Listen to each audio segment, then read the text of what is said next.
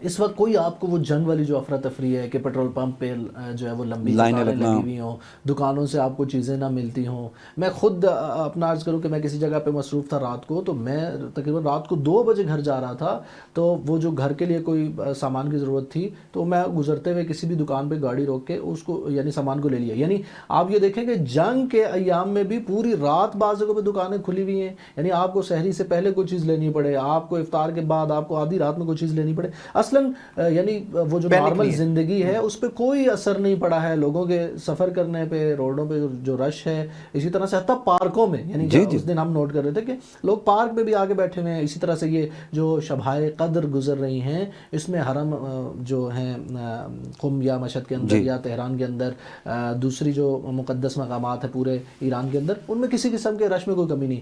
لہٰذا جہاں پر جو نارمل زندگی ہے وہ اسی طرح سے چل رہی ہے. دشمن ڈسٹرب کرنا چاہ رہا ہے اس نارمل زندگی کو، تبھی وہ جزیرہ قشم میں اس پینے والے پانی کے مخزن پہ مارا اس پہ، تاکہ وہ جو اطراف کے کہا جا رہا ہے کہ 30 دیہات متاثر ہوئے. اسی طرح اور اس طرح کے کام کرنا چاہ رہا ہے کہ یہاں کا جو جذبہ ہے اور جہاں کا جو نظم ہے اور جو زندگی ہے وہ متاثر ہو.